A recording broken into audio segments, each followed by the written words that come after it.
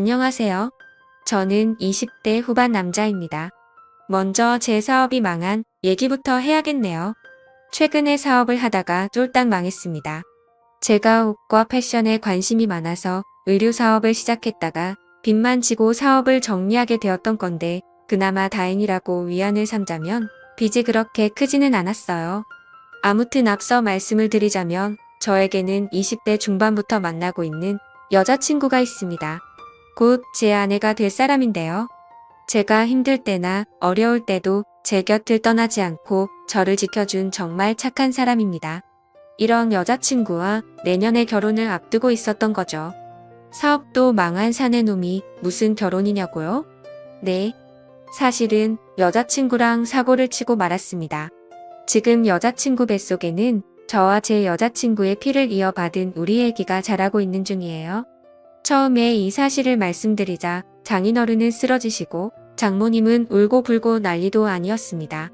게다가 직장도 없고 의류 사업하다가 쫄딱 망한 놈을 사위로 받아들여야 한다는데 좋게 보이시겠습니까? 저라도 제 딸이 저 같은 사위를 데리고 나타나서 아기를 가졌다고 하면 혈압이 올라 노발대발하고 난리가 날 것 같네요. 그래서 처음에는 처가 댁도 반대가 심했지만 꾸준히 찾아뵙고 제 진심을 보여드리고 다시 일어나겠다는 굳은 의지를 보여드리자 서서히 아주 서서히 마음의 문을 열어주셨습니다. 그래서 저희는 내년 3월에 결혼식을 올리기로 하였고 현재는 혼인신고만 한 상태였었죠. 문제는 아까 말씀드렸다시피 의류 사업을 하다가 쫄딱 망했던 탓에 결혼 전까지 자금이 도저히 모이지 않을 것 같아 처가 댁에 잠시 얹혀 살기로 했습니다. 사실 우리 집이 따로 없으면 저희 부모님 집에 같이 들어가서 사는 게 맞는 거라고 생각하실 수도 있습니다. 하지만 안타깝게도 저희 부모님의 집은 현재 저희가 살고 있는 수도권이 아닐 뿐더러 집이 작아서 아내와 같이 들어가서 살기는 무리가 있을 정도였죠.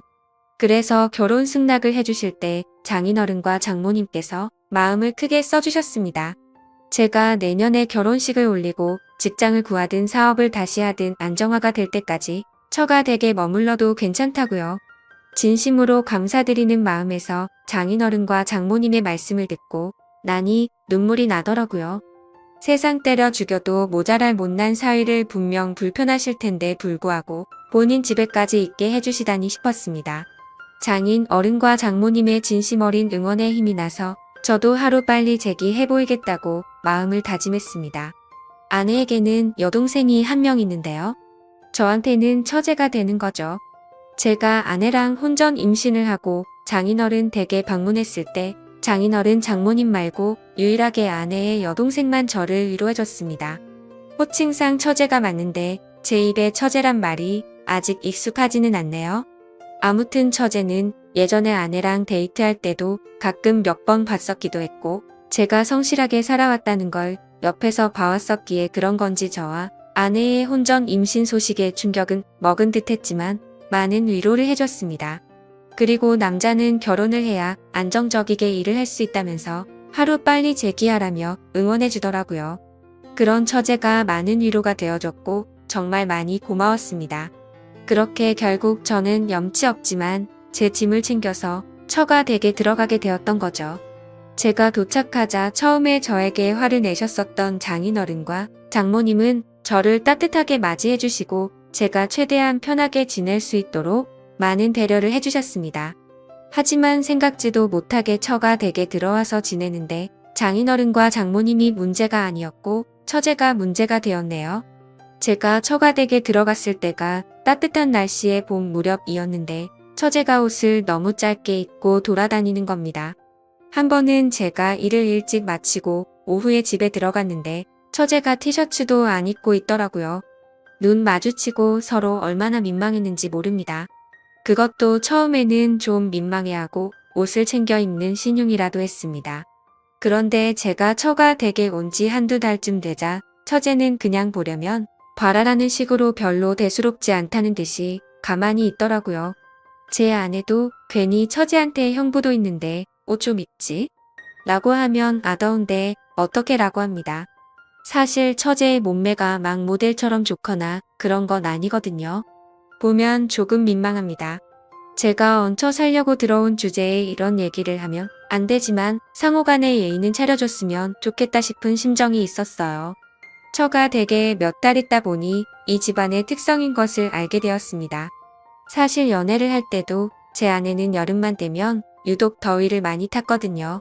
그래서 늘 에어컨 나오는 카페로 피신하거나 시원한 바람을 좋아했었는데 아내가 이런 이유가 다 있었습니다. 가만 보니 장인어른과 장모님도 이 가족분들이 전체적으로 더위를 엄청 타서 힘들어 하더라고요. 제가 느꼈을 땐 크게 덥지도 않은데 아덥네 더워 죽겠다 이런 얘기를 많이 하십니다. 그래서 처가 댁의 방마다 에어컨이 있어요. 거실에 큰 에어컨이 한 대 있고 방마다 1대씩 해서 총 4대가 있습니다. 저는 한 번씩 추워서 긴팔을 입고 있을 때도 있을 정도였죠. 이 집에서 여름에 에어컨 이렇게 돌렸다가 전기세는 어떻게 감당하는지 모르겠다는 생각도 들었습니다. 아마 버는 돈 족족 전기세로 나가지 않을까 싶더라고요. 그러다 최근에 진짜 감당 못할 일을 겪고야 말았습니다. 제가 거실에서 TV를 보고 있었는데 처제가 샤워를 하고 있었어요. 처제가 샤워를 마치고 나왔는데 깜빡하고 옷을 챙기지 못했는지 큰 수건으로 중요 부위만 가리고 후다닥 자기 방으로 들어가더라고요. 아 정말 현타가 왔습니다. 내가 이 꼴을 언제까지 보고 있어야 하나 이 꼴 보기 싫어서라도 하루빨리 이 집에서 나가야겠다 느꼈습니다.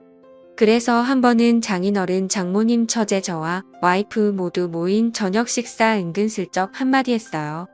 장인어른 장모님 몸에 열이 참 많으신 것 같다고 하니까 맞다고 하시며 우리 집안 내력이 몸에 열이 좀 많다. 그래서 인삼이나 홍삼 같은 것도 안 먹는다고 말하시더라고요. 그리고 박서방 자네가 여름에 좀 민망하지? 미안해라고 하셔서 아니에요. 괜찮습니다. 라고 대답했습니다. 미안하다 라고까지 하시는데 얹혀 사는 제가 무슨 할 말이 있겠어요. 처제는 거기에다가 한술 더 떠서 형부도 더우시면 옷 좀 편하게 입고 다녀도 괜찮아요. 여름에 땀나고 덥잖아요 하는데 할 말이 없더라고요. 저 집에서 반팔 티셔츠랑 반바지 추리닝만 입고 돌아다니는데 그럼 상의 탈의하고 빤스만 입고 돌아다니란 말인 건가 싶었습니다. 그래서 아니야, 괜찮아요. 처제라고 대답했어요. 참 남들이 봤을 땐 뭐 험한 말로 눈욕이라도 많이 즐겨둬라. 이제 유부남이다 하시는데 저는 불편해 죽겠습니다. 솔직히 제가 보고 싶은 몸매면 또 모르겠어요. 그것도 아니고 말이죠. 그때 처제가 샤워실에서 나와 호다닥 방으로 들어간 걸 아내한테 말할 수도 없고 참 힘드네요. 그래서 아내에게 고민사항을 말했습니다. 사실 자기네 가족들이 모두 더위 많이 타고 하는 건 알겠는데 그래서 집에 에어컨을 자주 사용하는 것은 이해한다고 말했어요. 하지만 처제의 옷차림과 행동이 너무 노골적이어서 불편하다고 설명했습니다. 아내는 처제와의 사이에 민감한 문제일 수 있기 때문에 조심스럽게 표현했습니다. 아내는 제 고민을 이해하고 고마워하는 표정으로 대화했어요. 그리고 처제와의 사이에 어떤 대화가 필요한지 함께 고민해보기로 했습니다. 아내는 가족 간에는 솔직하고 열린 대화가 중요하다고 언급했죠. 그 후로는 아내와 함께 처제와 대화하는 시간을 가졌어요. 처제에게 자신의 불편함과 존중받을 권리에 대해 이야기하면서 함께 어떤 접근 방법이 좋을지 고민했습니다. 처제도 서로를 이해하고 존중하는 분위기에서 대화에 참여했어요. 이러한 대화를 통해 처제는 자신의 행동이 불편함을 일으킨다는 것을 이해하고 앞으로는 상황을 고려하여 행동하겠다고 약속했습니다. 처제와의 관계에서 발생한 불편함을 해결하려는 노력이 가족 간의 화목한 분위기를 유지하는 데 도움이 되었습니다. 아내와 함께 이런 어려운 상황을 극복하고 가족으로서의 애착을 다지는 경험은 결혼 생활에 더욱 깊은 이해와 연대감을 키워주었습니다. 또한 처가 댁에서의 생활을 좀 더 원활하게 이어나가기 위해 서로의 의견을 존중하고 협력하는 모습을 보여주었습니다.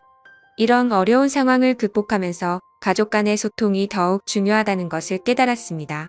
가족 간의 소통은 서로의 감정을 이해하고 존중하는 데 있어 핵심적인 역할을 합니다. 그래서 아내와 함께 우리 가족 간의 소통을 강화하기로 다짐했습니다. 결혼식과 신혼집 마련에 성공한 뒤 현재는 새로운 가정을 준비하고 있습니다. 아내와 함께 새로운 시작을 앞두고 미래에 대한 꿈과 계획을 함께 나누고 있어요. 또한 처가 댁에서의 경험을 통해 가족 간의 존중과 이해를 높이는 노력을 기울이고 있습니다. 새로운 집으로 이사를 가기 전에는 처가 댁에서의 생활을 마무리하고 감사의 인사를 전하려고 합니다. 장인어른과 장모님 그리고 처제에게 감사한 마음을 전하면서 새로운 가정에서도 서로 존중하고 이해하는 가족이 될 것임을 약속하려고 합니다. 여러 어려움을 극복하면서도 우리 가족은 더욱 강해지고 성장했습니다. 이제는 미래의 행복한 가정을 이루기 위해 함께 노력하고 서로의 지지와 이해를 바탕으로 더욱 깊은 연결을 만들어 나가려고 합니다. 마지막으로 이 얘기를 들어주셔서 감사합니다.